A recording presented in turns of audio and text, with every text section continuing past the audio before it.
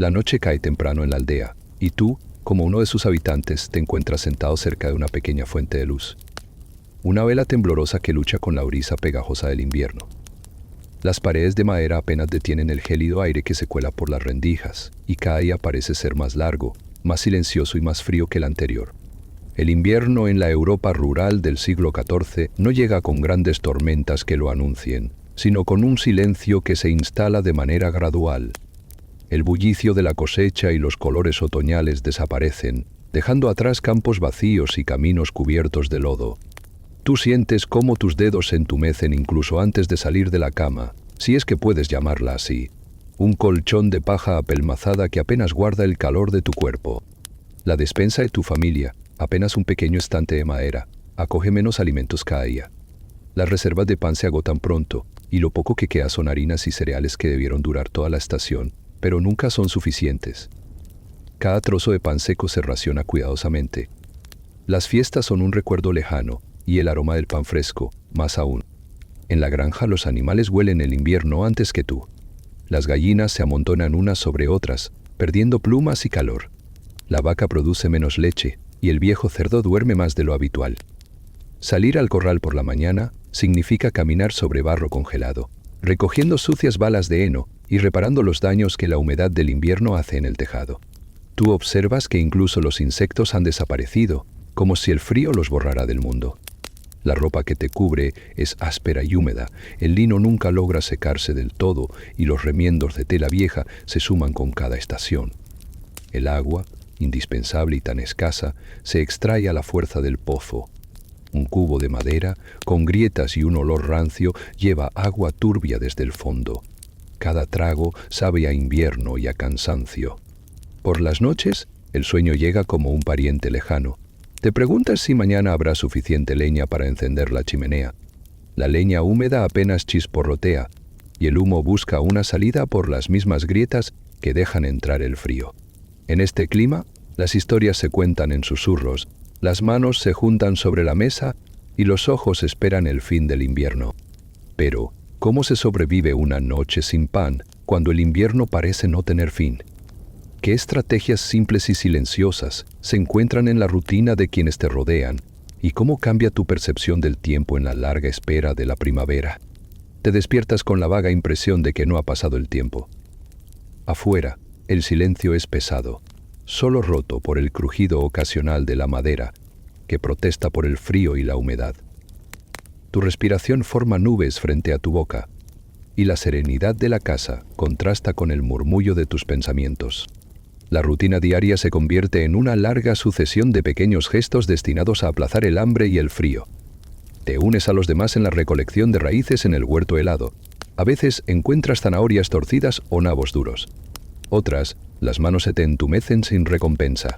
Preparar una sopa lenta se transforma en tarea colectiva. Cada contribución, por pequeña que sea, suma. Sobre el fuego chisporroteante, la olla grande burbujea, absorbiendo trozos de verduras casi olvidadas junto a una pizca de sal, si hay suerte.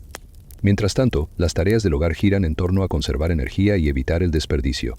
Cierras bien las contraventanas y doblas la paja para hacerla más compacta y conservar el calor bajo las mantas. El inventario de provisiones se revisa cada día, sumando y restando al ritmo de las bocas en casa. El pan duro se raya para espesar caldos, los mendrugos se sumergen en leche caliente, cuando la vaca coopera, y la imaginación se convierte en el mejor condimento.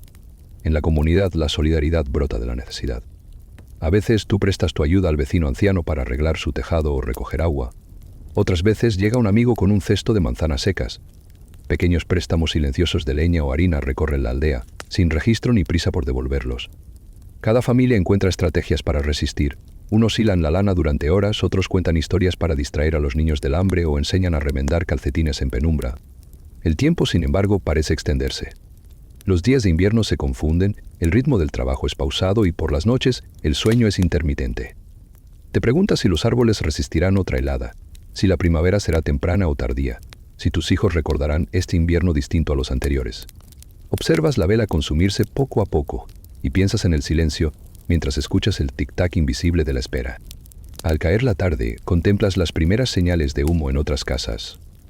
Compartes una mirada cómplice con tus padres.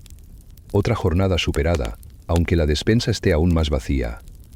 Pero, sin certezas, te preguntas, ¿qué sucederá si la leña no alcanza hasta el deshielo? ¿Qué nuevas rutinas nacerán mañana? ¿Y hasta cuándo podrá estirarse este equilibrio frágil entre necesidad y ayuda mutua? Pasan los días y las noches se suceden como un tapiz monótono de frío, susurros y pequeños rituales. Pero de algún modo, tú y los tuyos logran aferrarse a los hábitos que los mantienen juntos. Compartir la sopa alrededor del fuego, turnarse para avivar la leña húmeda y conservar el orden en medio de la escasez. Las anécdotas repetidas, los cuentos de las estaciones pasadas y los secretos transmitidos de abuelos a nietos terminan por tejer la red invisible de la resistencia.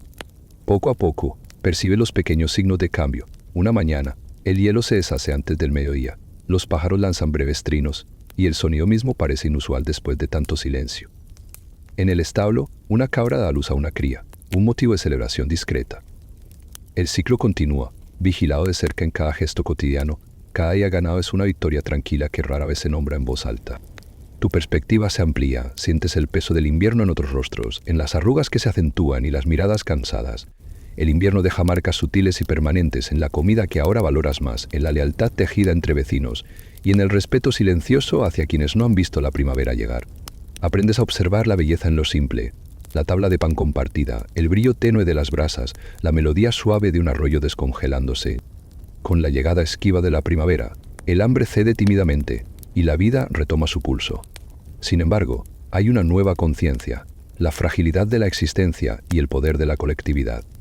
La memoria del invierno no se olvida, aunque el verde vuelva a cubrir los campos. Ese recuerdo compartido sirve de advertencia y refugio. Cada invierno será diferente, pero las estrategias silenciosas de supervivencia, la rutina y la ayuda mutua siguen siendo la base de tus días. Ahora, en las noches templadas, cuando el sueño llega más fácilmente, a veces te despiertas preguntándote, ¿qué otros inviernos quedarán en las sombras de la historia, sin nombre ni canto, ocultos entre las vidas ordinarias de gentes anónimas? ¿Y qué lecciones traerá consigo el próximo ciclo, para ti y para quienes aún no han vivido el hambre lenta y la leña mojada? El silencio del escriba. Días en un monasterio del siglo X. Despiertas antes del alba, envuelto en una manta áspera, en una celda de piedra fría. El aire está impregnado de un silencio tan sólido que parece tener peso. Tus primeros movimientos son cautelosos. El suelo está húmedo y el aroma de velas gastadas permanece en el ambiente. Eres un escriba en un monasterio del siglo X, y tu rutina inicia mucho antes de que el sol cruce las ventanas de cristal emplomado. El monasterio se levanta como un islote de disciplina en medio de la campiña silenciosa. Las campanas aún no han sonado, y solo el rumor de pasos distantes indica la presencia de otros monjes. La vida aquí se mide en intervalos de oración y trabajo, donde cada tarea es una oportunidad para la calma y la reflexión. Te sientes parte de un ciclo imperturbable, en el que cada día parece una copia modesta del anterior. Preparas el tintero sobre una mesa sencilla, junto a manuscritos y rollos de pergamino.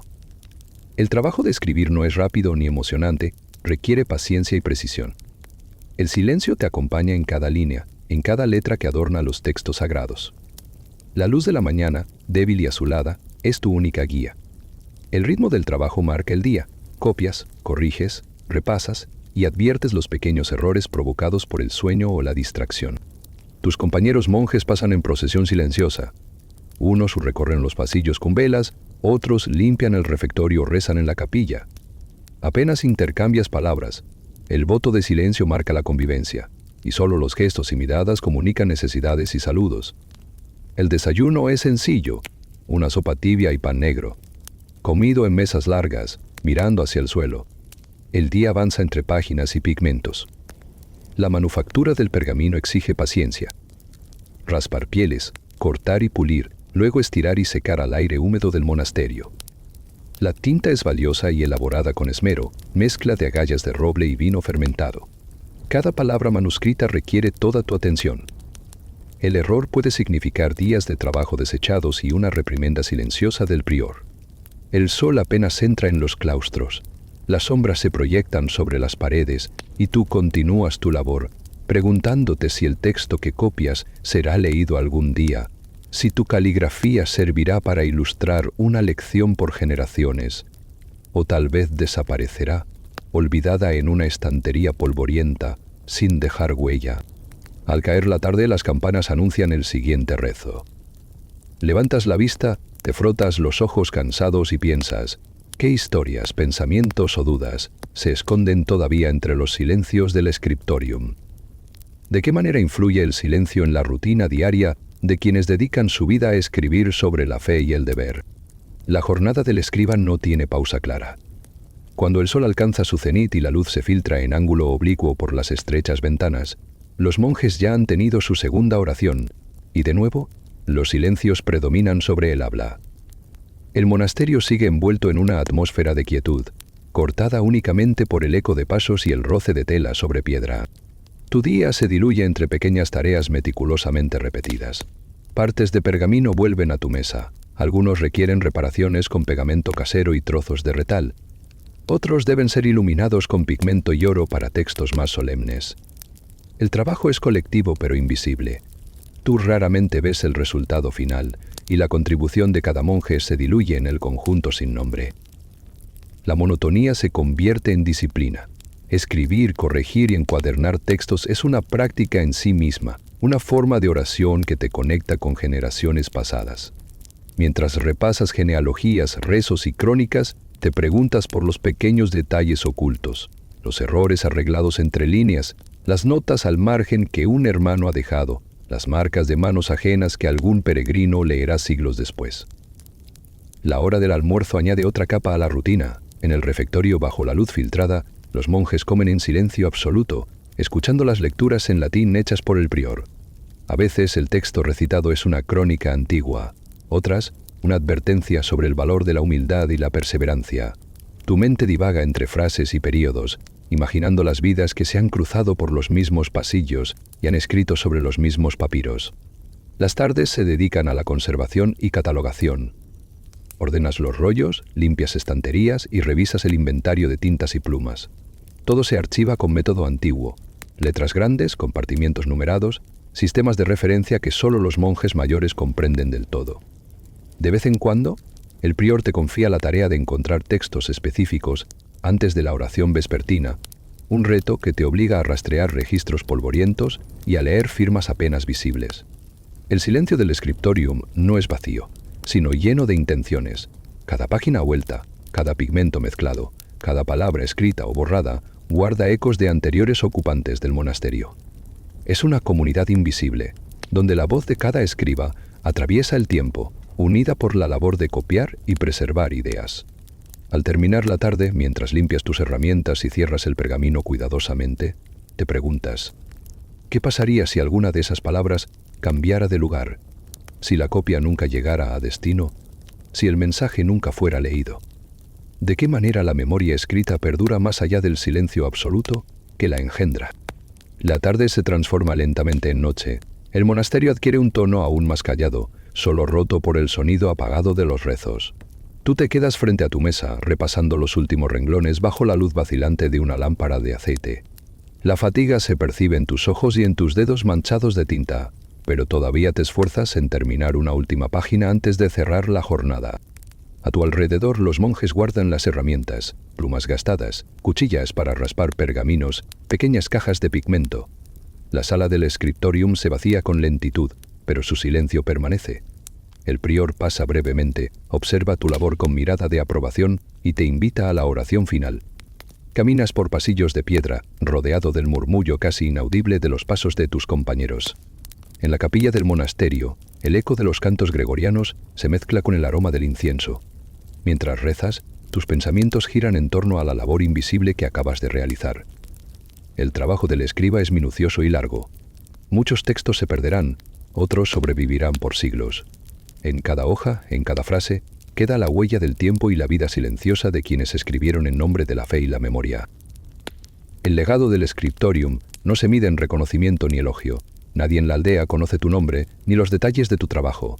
Sin embargo, las palabras que tú y tus compañeros preservan cruzarán montañas, mares y siglos, sustentando la arquitectura silenciosa del conocimiento humano.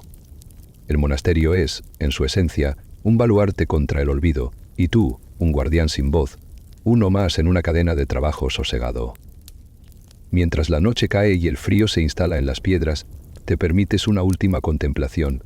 ¿Cuántos mensajes, cuántos pensamientos, cuántos saberes quedarán sepultados en la oscuridad del tiempo, y cuáles serán rescatados por manos desconocidas dentro de cientos de años.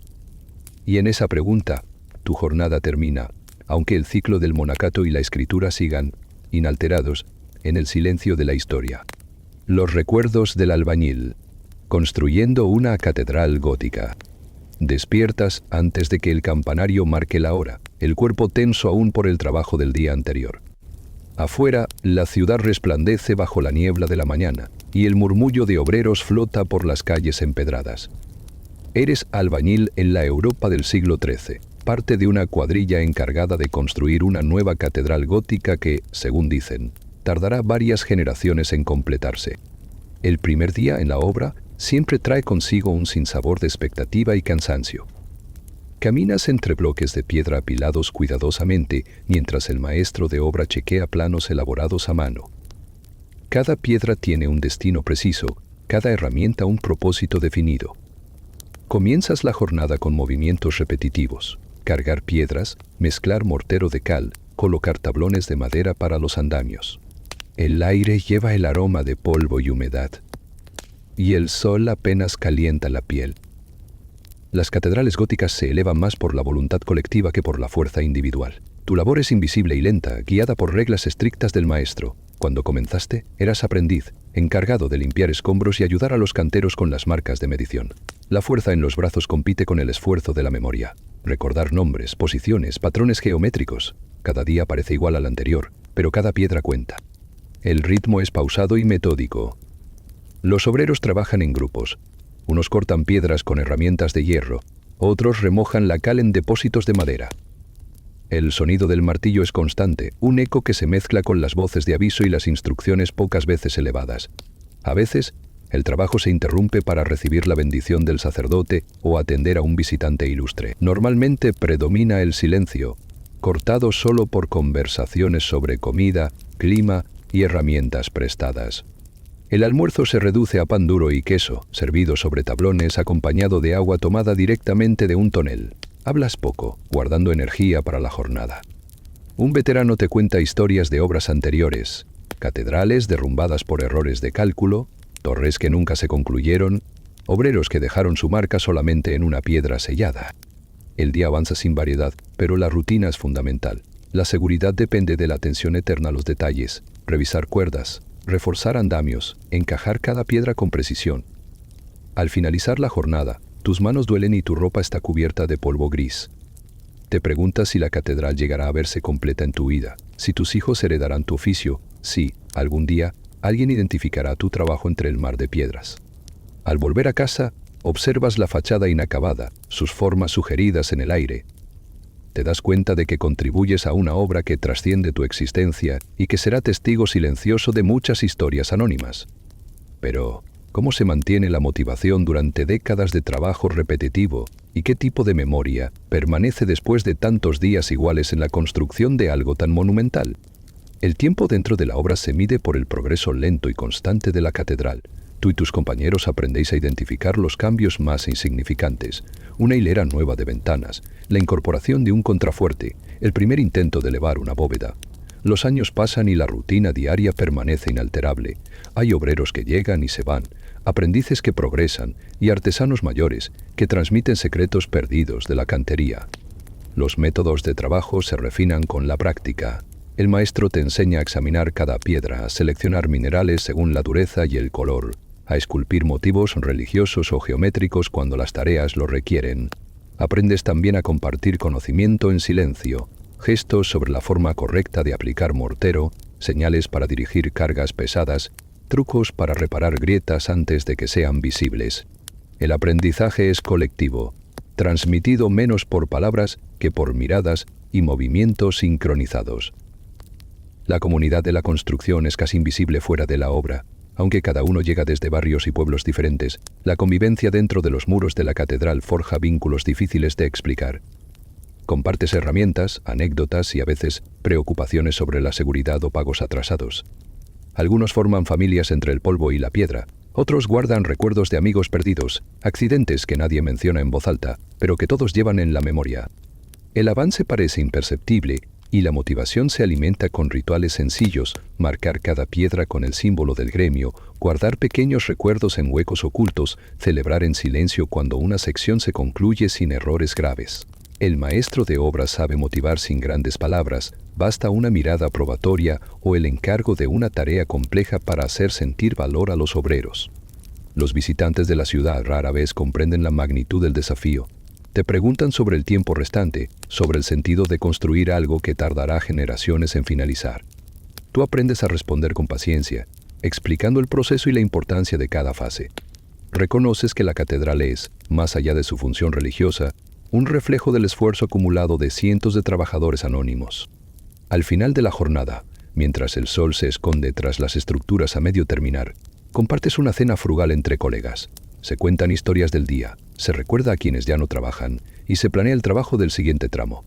Observas la inmensidad del proyecto y te preguntas, ¿qué recuerdos de ti y de tus compañeros perdurarán en la piedra? ¿Y cómo se construye la memoria colectiva de una obra que parece nunca concluir?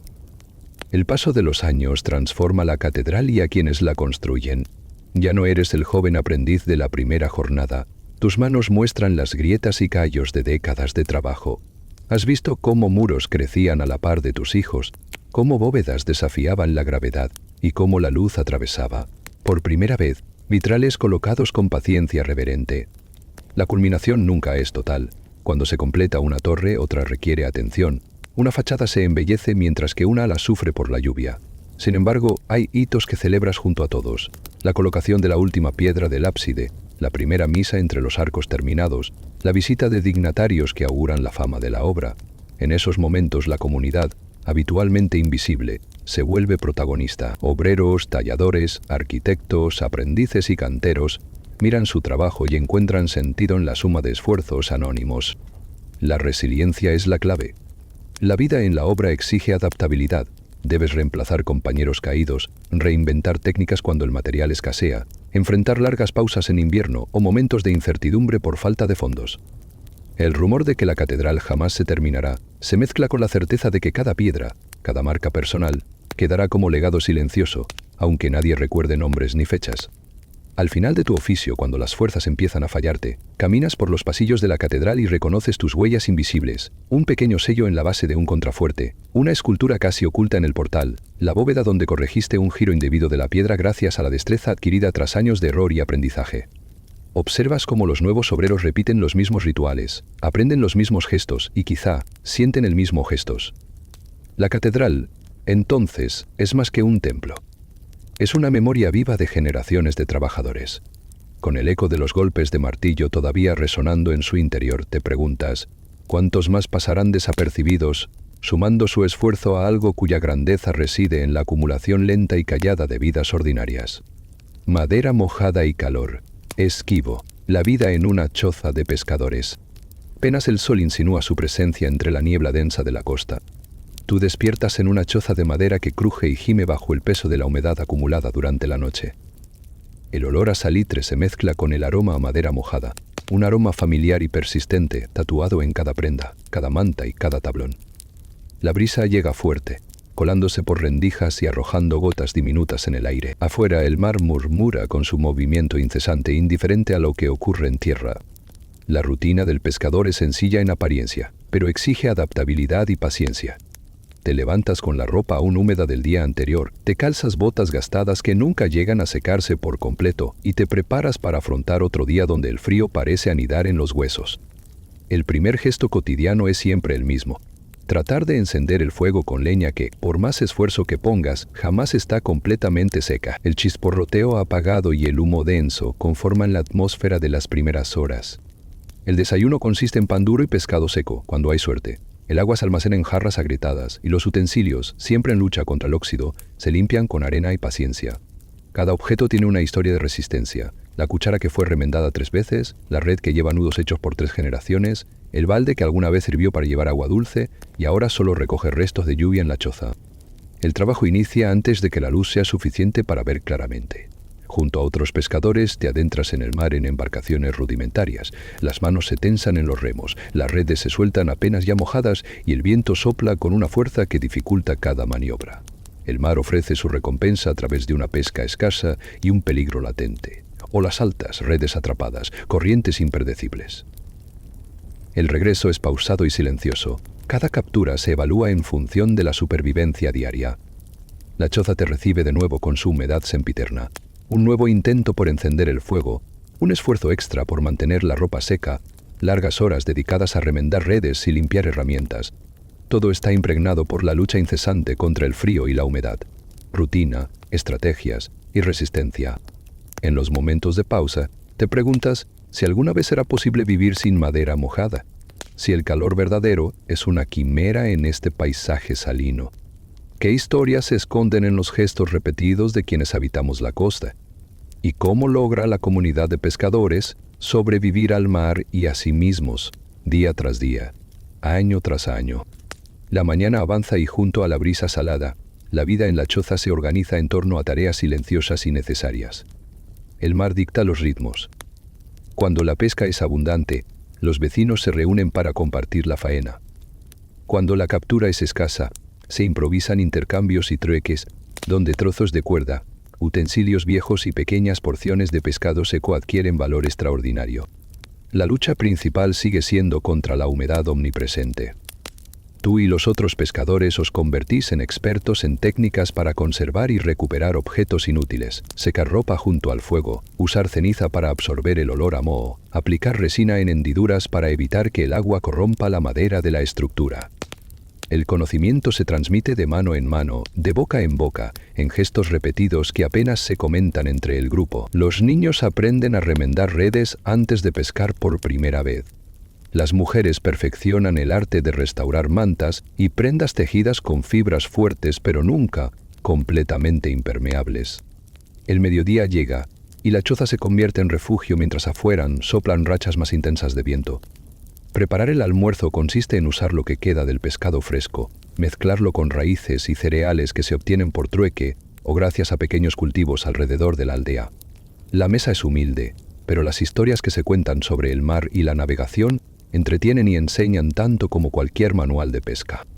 La tarde transcurre reparando embarcaciones.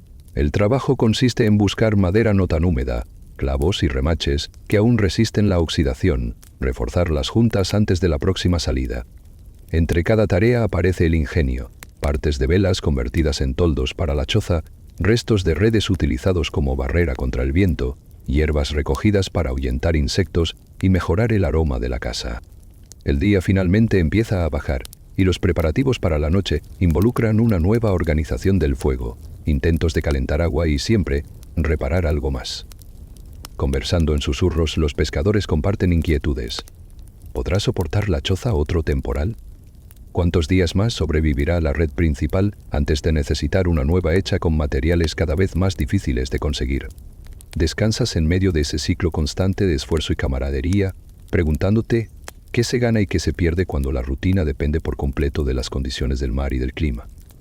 ¿Cómo logra la comunidad adaptar sus costumbres y saberes a la exigencia casi eterna de reparar lo irremediablemente mojado? Las estaciones pasan, y la vida en la choza se convierte en una sucesión de desafíos familiares y pequeños logros. El frío más profundo del invierno cede espacio, poco a poco, a la promesa débil de la primavera. Sin embargo, el clima sigue siendo impredecible. Un día las olas golpean con intensidad las paredes de la choza. Otro día la mar calma engaña con su silencio. Aprendes pronto que la seguridad absoluta nunca existe junto al mar. En ese contexto, la resiliencia de la comunidad pesquera es una hazaña callada. Tú y los tuyos no solo soportáis el ambiente hostil, sino que lo transformáis en una forma de vida.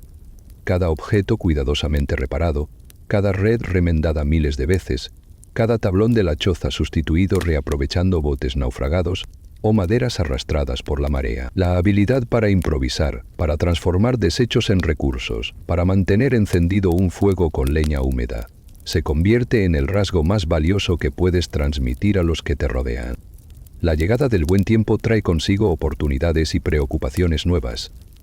Las redes lanzadas en primavera a veces vuelven más llenas y los intercambios con aldeas vecinas permiten obtener algo de grano, telas o herramientas que no pueden fabricarse junto al mar. El ciclo de reparar nunca termina, simplemente adopta nuevas formas y se adapta a los ritmos del clima y a los cambios de la comunidad. Sin embargo, una pregunta persiste durante las noches de calma. ¿Cuánto de tu esfuerzo diario quedará como legado? Las historias compartidas alrededor del fuego, las técnicas de pesca perfeccionadas por ensayo y error, las estructuras de madera marcadas por generaciones, serán recordadas o se perderán bajo la misma niebla y salitre que te envuelven cada mañana. Cuando te tumbas finalmente, sintiendo la humedad todavía pegada a tu piel pero también el calor breve del fuego que lograste encender, reflexionas. El mar perdona poco y nunca olvida.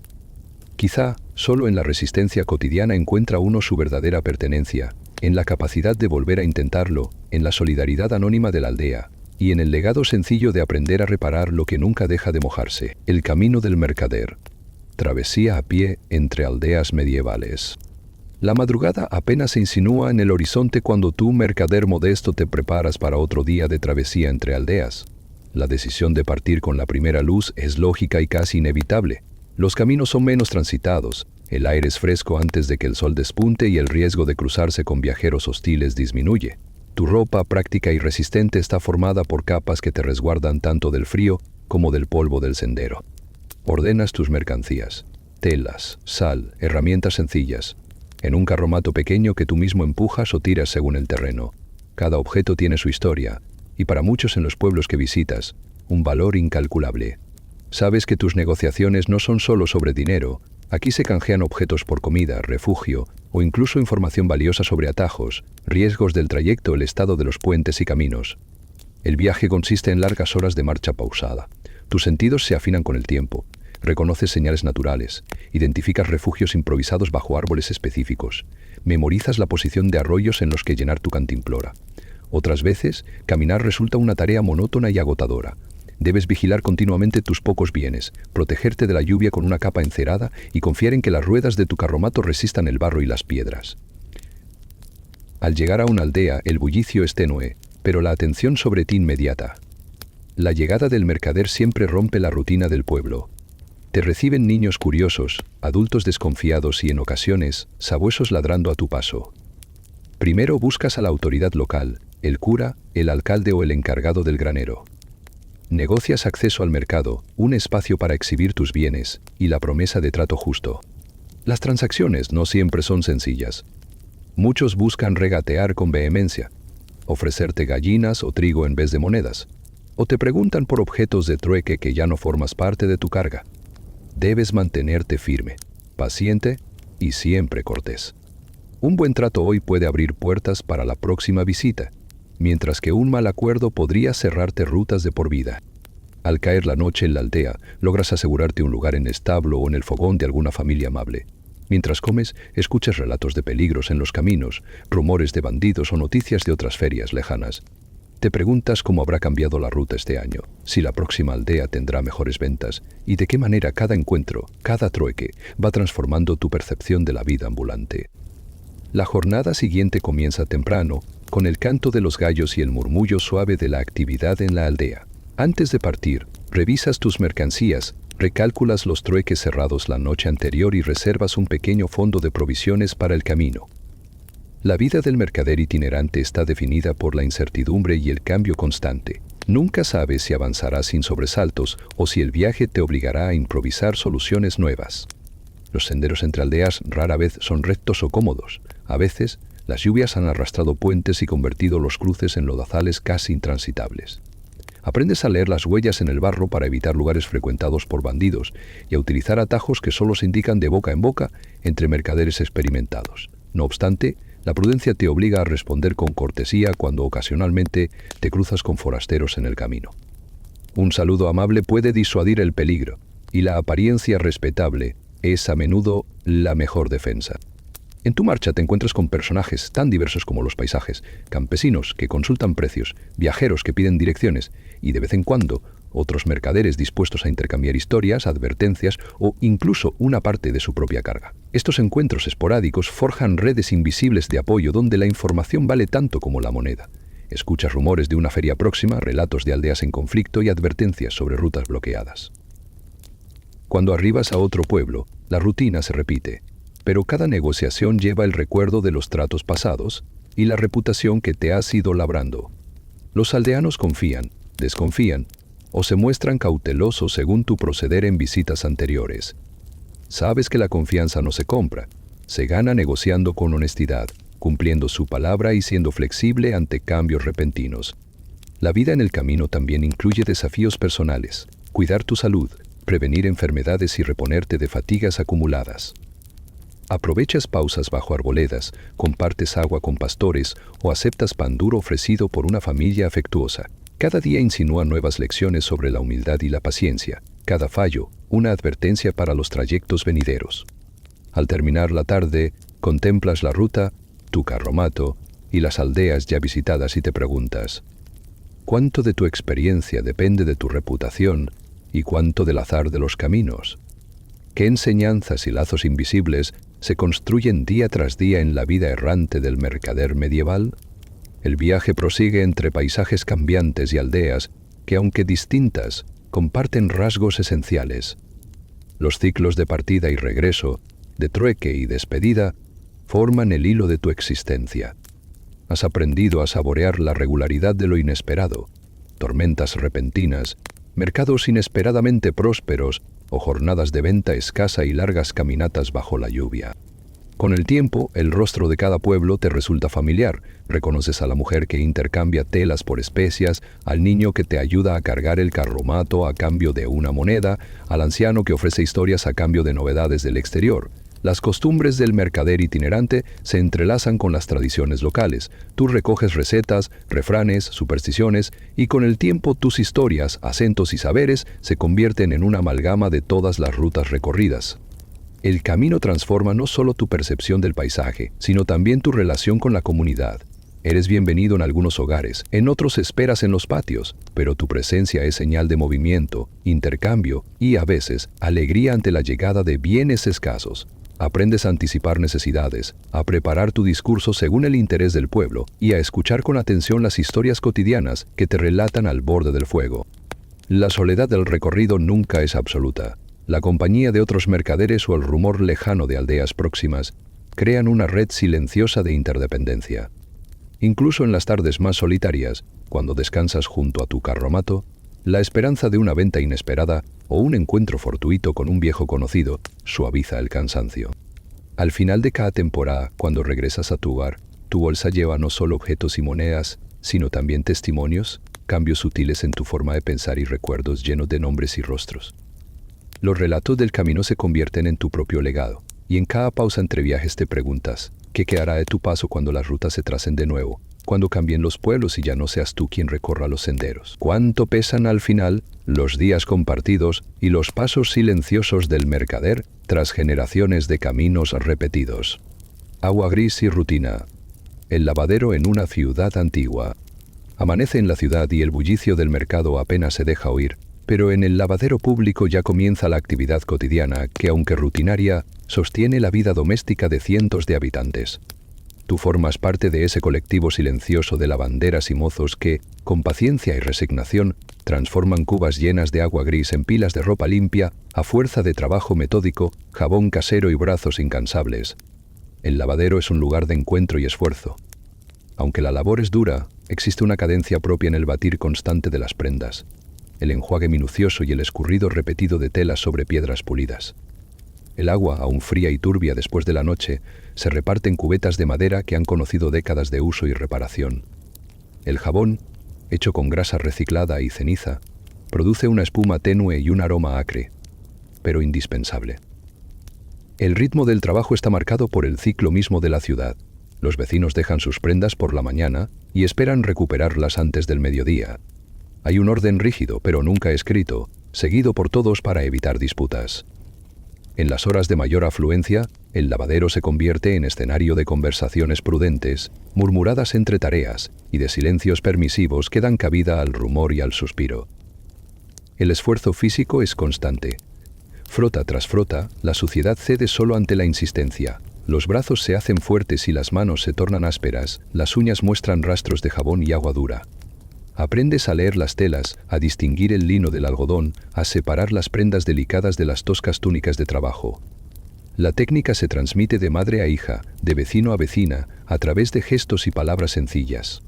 En el transcurso de la mañana, surgen los retos cotidianos. Un balde que se rompe y debe ser rehecho, una mancha persistente que requiere técnicas heredadas, el reparto equitativo del agua cuando escasea. El lavadero es también escenario de la vida social de la ciudad. Aquí se enteran de nacimientos y muertes, de fiestas y noticias, de pequeños conflictos que nunca llegan a estallar. Al final de la jornada, cuando la ropa limpia se acumula y el agua está más turbia que nunca, te preguntas sobre el verdadero peso de la rutina. ¿Cuántas historias se transmiten en los suspiros y conversaciones del lavadero? ¿Y qué significan el trabajo y la cadencia diaria para quienes dependen de este espacio invisible, pero esencial? La tarde se instala y aunque el ritmo del lavadero parece invariable, bajo la superficie se tejen redes sociales invisibles que sustentan tanto a las familias como a la comunidad. El intercambio de noticias, historias y favores es parte integral de la rutina. Tú y las demás lavanderas conocéis los secretos del barrio, actuáis como transmisoras y guardianas de recuerdos, consejos y advertencias. Más allá de las palabras, el trabajo exige desafíos técnicos. El control de la temperatura del agua, la dosificación correcta del jabón y el uso experto de remedios naturales para manchas difíciles son conocimientos preciados que se comparten generosamente. A veces, una mezcla especial de hierbas o vinagre puede salvar una prenda destinada al descarte. Los mejores consejos nacen del ensayo y error y se transmiten con orgullo entre generaciones. También existen códigos tácitos de ayuda mutua. Cuando alguna compañera enferma o falta por razones personales, las demás acomodan la carga y comparten tareas para que ningún encargo quede pendiente. En los días lluviosos, cuando lavar se convierte en tarea doblemente ardua, la solidaridad se manifiesta en gestos simples: ofrecer un turno, compartir un espacio seco o improvisar refugios de lona sobre las cubas. En los momentos de descanso, el lavadero es testigo de confesiones, sueños y preocupaciones. Las mujeres se sientan en piedra, relatan anécdotas, aconsejan sobre problemas familiares y, de vez en cuando, ríen con historias absurdas que suavizan el cansancio de la jornada. El agua gris se convierte en testigo mudo de la vida cotidiana, bien lejos de la mirada oficial de la ciudad.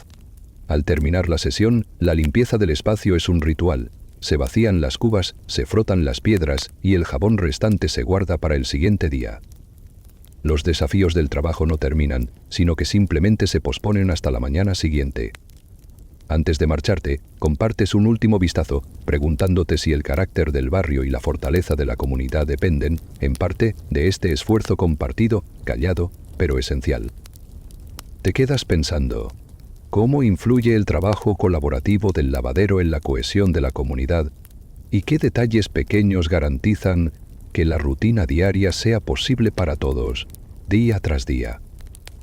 La jornada concluye y, como cada día, el lavadero se vacía paulatinamente. Tú recoges los últimos restos de jabón, cierras el cubo y te preparas para regresar a casa. El cansancio físico se entremezcla con una extraña claridad mental, un estado nacido de la repetición y el esfuerzo colectivo. Sabes que el trabajo de hoy no se recuerda en crónicas ni es festejado oficialmente, pero sin él la ciudad perdería uno de sus latidos más francos. Los vestigios del día quedan impresos no solo en las manos ásperas, sino también en el silencio que queda tras abandonar el lavadero. El murmullo de historias compartidas, los consejos sobre remedios y los favores prestados te acompañan en el camino. El ritual de lavar, de frotar y enjuagar te conecta con generaciones anteriores, madres, abuelas, hijas que repitieron los mismos gestos, enfrentaron las mismas dificultades y desarrollaron soluciones ingeniosas para el trabajo cotidiano. A veces, te cruzas con vecinos que elogian la limpieza de una prenda, o la destreza con la que un cobertor complicado fue salvado del descarte. La satisfacción es modesta y silenciosa, pero profunda. El lavadero puede parecer un espacio insignificante, sin embargo, en él se teje la estructura invisible de la vida pública: solidaridad, consejo, amistad y resistencia ante el desgaste de la rutina. Piensas en el futuro, en el día en que tal vez la ciudad cambie, los métodos se transformen y el lavadero deje de ser el centro de encuentro principal. Te preguntas, ¿qué huellas dejará el esfuerzo diario en la memoria colectiva de la ciudad? ¿Y cómo se recordarán los gestos repetidos y callados de quienes sostuvieron la limpieza, el bienestar y la unión de sus vecinos, día tras día, generación tras generación? La espera del mensaje, correo y paloma en la Edad Media. El día comienza como tantos otros en la torre o en la aldea, con un aire de expectación silenciosa. Tú eres responsable, junto a otros mensajeros y cuidadores de palomas mensajeras, de garantizar que la comunicación entre aldeas, castillos y monasterios fluya en medio de las dificultades propias de la época. La rutina arranca con la revisión de los palomares, donde las aves se despiertan con el sol, inquietas por el primer alimento y el movimiento de sus cuidadores. La tarea es meticulosa y demanda atención al más mínimo detalle. Observas las plumas, verificas la salud de cada paloma y preparas los pequeños tubos en los que se enrollan las misivas. El material de los mensajes, pergamino fino o papel rudimentario, debe ser resistente pero ligero. Las palabras, escritas con esmero, suelen contener información relevante, noticias del mercado, advertencias sobre incursiones o mensajes familiares breves, pero cargados de importancia. La espera es una parte fundamental de la rutina. No sabes con certeza cuándo regresarán las palomas enviadas, ni si el mensaje alcanzará su destinatario. El tiempo se mide por vuelos, y la ansiedad fluctúa entre la esperanza y el temor. Los mensajeros de a pie o a caballo complementan el sistema, pero frecuentemente se enfrentan a caminos intrincados, peligros latentes y demoras inevitables. Cada método tiene sus riesgos, desde extravíos y robos hasta tormentas que dispersan las bandadas. Mientras transcurre la mañana, los habitantes de la aldea se acercan a ti con preguntas y encargos, cartas, avisos, deseos de contacto con seres queridos. Recoges las misivas, ordenas las salidas de palomas, organizas turnos para vigilar los posibles regresos. El eco de las conversaciones gira en torno a la incertidumbre. ¿Llegará la respuesta hoy, mañana o nunca? ¿Será clara? ¿Traerá buenas noticias o un mensaje de preocupación? Las tareas se repiten en un ciclo invariable. Alimentar las aves, revisar las ataduras de los cuernos pequeños, comprobar la organización de mensajes por destino y urgencia. Aprende de los mayores a detectar la paloma más rápida, a interpretar los gestos y señales de los animales, y a leer entre líneas los deseos y preocupaciones de los remitentes. El trabajo es solitario, pero goza de un respeto discreto. El mensaje puede cambiar el destino de una familia, alertar a una aldea de un peligro inminente, o simplemente mantener vivos los lazos sociales en tiempos de separación. Al final de la jornada te preguntas, ¿cómo afecta la incertidumbre de la espera y el azar de los mensajes en la vida cotidiana de la gente? ¿Qué historias quedan perdidas en los trayectos? ¿Y cuántos vínculos se sostienen gracias a la constancia de quienes vigilan, cuidan y organizan la comunicación en la Edad Media? A lo largo del día, el lavadero de palomas y la sala de mensajeros se convierten en escenarios de movimientos meticulosos y esperas prolongadas. Tú repites una y otra vez los pequeños rituales que garantizan el éxito del mensaje. Ajustar los tubos a las patas de las palomas, repasar la dirección escrita con trazos claros, alimentar a las aves con una mezcla especial para recuperar energías tras un largo vuelo. El trabajo, aunque sencillo en apariencia, conlleva un aprendizaje constante. Sabes que algunas palomas tienen mejor orientación, que ciertas rutas deben evitarse por la presencia de halcones o peligros naturales, y que los mensajes urgentes requieren una preparación distinta, menos peso, papel más ligero, palabras codificadas. Los errores, sin embargo, son comunes. Hay días en que una paloma no regresa, en que un mensajero se retrasa por causas desconocidas, en que el destinatario no entiende bien la misiva por la letra apresurada o las condiciones del papel. La frustración forma parte inherente de la rutina. Los remitentes regresan para preguntar por respuestas que aún no llegan. Los niños corren ansiosos al palomar cada vez que una sombra cruza el cielo, solo para encontrar que el mensaje esperado es para otra persona. Los rumores sobre mensajes perdidos o noticias tergiversadas corren rápidos entre los aldeanos, generando tensión y, a veces, decepción. Sin embargo, cuando una paloma regresa con éxito, después de días de incertidumbre, el pequeño tubo de su pata adquiere una importancia desproporcionada. Abrir el mensaje y anunciar la noticia crea momentos de alegría compartida o, en ocasiones, de consuelo triste. Tú, como responsable, te conviertes en vínculo entre mundos aislados. Tu presencia es garantía de conexión, aun si la espera siempre deja huella. En la tarde, repasas las rutas del día, analizas los trayectos fallidos y tomas nota mental de los factores que han facilitado o dificultado la entrega. Conversas con otros encargados de mensajes, compartiendo trucos y sugerencias para próximas misiones. El conocimiento se construye colectivamente, sobre la base de la experiencia de aciertos y errores. La jornada termina y te preguntas, ¿cuántas vidas han cambiado gracias a un mensaje entregado en el momento justo? ¿Cómo afecta la espera, la incertidumbre y el ingenio colectivo en el tejido social de una comunidad que depende de la comunicación a distancia? A medida que la tarde se extingue y la actividad en el palomar disminuye, el día deja tras de sí una colección de gestos repetidos, palabras escritas y miradas expectantes. Tú, como cuidador y mensajero, Cierras la jornada con una mezcla de alivio y reflexión. Los mensajes que han llegado hoy han desencadenado encuentros, decisiones y a veces simples suspiros de tranquilidad. Con el paso del tiempo, percibes cómo el sistema de comunicación evoluciona. Las rutas de palomas se ajustan según temporadas, los secretos del oficio se transmiten a nuevos integrantes y la memoria de los mensajes entregados o fallidos forma parte del legado de la comunidad. El respeto hacia quienes dominan la técnica es palpable. Las familias recuerdan antiguas noticias que llegaron justo a tiempo. Los aldeanos atribuyen soluciones y alianzas a la eficacia de una entrega silenciosa. Los cambios sociales también dejan huella. Para algunos, la espera de un mensaje se convierte en un ritual. Para otros, en una angustia que marca días e incluso semanas. Aprendes a diferenciar la alegría simple de una buena noticia de la resignación calmada de quien nunca recibe una respuesta.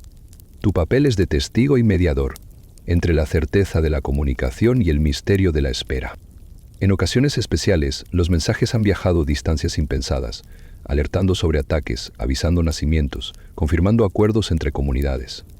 Cada festejo en la aldea, cada luto compartido, tienen su origen, a veces, en una carta breve que llegó volando y fue entregada de tu mano. Esos momentos le otorgan sentido a la rutina y justifican el trabajo metódico, la dedicación silenciosa que sostiene el sistema. Al caer la noche y guardar las últimas palomas en sus compartimentos, reflexiona sobre el eco persistente de los mensajes. ¿Cuántos destinos cambiaron por una letra escrita y transportada con ingenio? ¿Cuál es la memoria real de la comunicación en la Edad Media y cómo perdurará en los relatos de quienes, generación tras generación, esperaron ansiosos la llegada de noticias a través del cielo? Puertas cerradas. Los días de guardia en una muralla. El sol apenas asoma sobre los tejados, y tú tomas tu posición en lo alto de la muralla que protege la ciudad. Eres uno de los guardianes encargados de vigilar puertas y caminos, de asegurar que la rutina diaria no se vea perturbada por imprevistos o amenazas externas. La muralla, sólida y fría, se convierte en tu mundo. Las piedras bajo tus pies hablan de siglos de trabajo y miedo colectivo. El turno de guardia comienza con la inspección del perímetro. Pasas junto a otros vigilantes que, como tú, repasan los mecanismos de las puertas, revisan cerraduras y se aseguran de que no haya grietas nuevas en la estructura. El aire es fresco y trae consigo aromas de fogatas lejanas y la humedad de la noche. El bullicio de la ciudad despierta a tus espaldas, pero tu atención está fija en el horizonte, más allá del muro. La vigilancia es una labor paciente y a menudo monótona. Cada instante se repite. Observar caminos, distinguir siluetas entre la niebla, identificar cambios sutiles en el paisaje. A veces, la rutina se interrumpe por pequeños incidentes, viajeros tardíos que solicitan entrada, animales que cruzan corriendo, voces que murmuran desde el exterior. El protocolo dicta cortesía y firmeza, incluso cuando la situación parece trivial. Toda la jornada transcurre bajo un régimen de orden y disciplina. Los cambios de guardia son precisos, los saludos respetuosos, los informes breves. Aprendes a sobrellevar el aburrimiento con ejercicios de concentración. Contar los pasos que recorres, memorizar detalles de las puertas, inventar historias sobre quienes cruzan la ciudad cada día. El tiempo pasa lentamente en la muralla. El clima marca la variabilidad del turno. Bajo la lluvia, los guardias se turnan para buscar refugio. En verano, el calor obliga a moverse sin pausa. El trabajo es colectivo y silencioso. El bienestar de la ciudad recae sobre hombros anónimos que rara vez participan en la vida social fuera del turno. A veces, una charla breve entre compañeros ayuda a disipar la monotonía y se intercambian rumores sobre lo que sucede del otro lado de la muralla.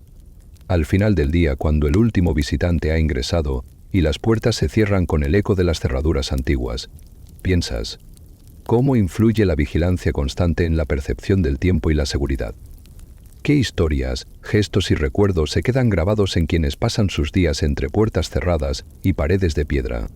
La jornada avanza y el ritmo del turno no cambia demasiado, pero dentro de la muralla se construye un mundo propio, regido por reglas silenciosas y pequeños rituales compartidos. Tú, junto a los otros guardias, desarrollas métodos para permanecer alerta, evitando el cansancio y la distracción, recorridos alternos, intercambio de puestos estratégicos y observación constante de los puntos vulnerables.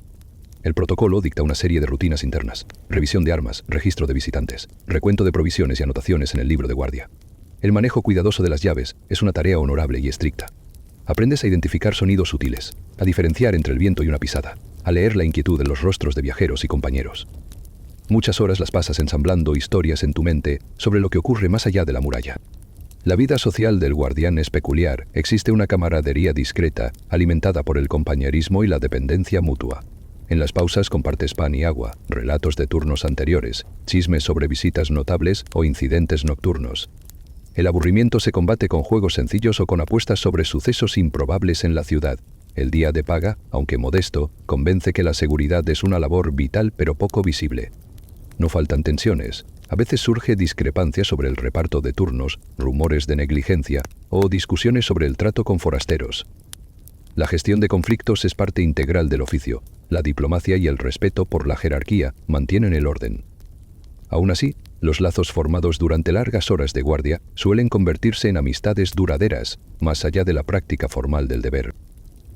Las horas de mayor alerta coinciden con eventos especiales. El día de mercado, la llegada de una caravana, la visita de un noble.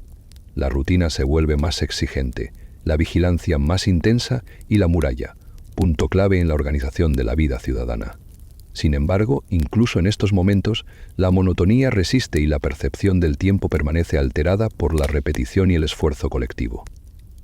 Cuando el turno termina y las últimas luces se apagan sobre las puertas cerradas, te preguntas, ¿cómo moldea el aislamiento y la rutina la personalidad y los recuerdos de quienes cruzan la muralla solo en el papel de guardianes? ¿Qué historias quedan entre los muros y cuántas pasan inadvertidas, diluidas en el servicio diario y el anonimato del trabajo? La noche cae sobre la ciudad y el ritmo de la muralla se torna aún más introspectivo. Los últimos relevos cruzan saludos en voz baja, y el frío de la piedra se intensifica, recordando a todos el paso del tiempo y la persistencia de la vigilancia. Los recuerdos de días y noches pasados, de turnos interminables y de pequeños incidentes se acumulan en la mente de cada guardián. A lo largo de los años, las puertas y murallas han presenciado transformaciones en la ciudad, épocas de prosperidad y crisis, cambios de gobierno, migración de personas y nuevas costumbres. El trabajo del guardián permanece como constante, pero también se adapta. Se modifican métodos de vigilancia, se incorporan mecanismos y, ocasionalmente, nuevas normas dictan el comportamiento en el muro. Algunas historias quedan grabadas en la memoria colectiva. El día en que un incendio puso a prueba la rapidez de los turnos, la llegada de viajeros famosos, la defensa silenciosa ante una amenaza inesperada. Pero la mayor parte de lo que ocurre entre las piedras es invisible para la mayoría.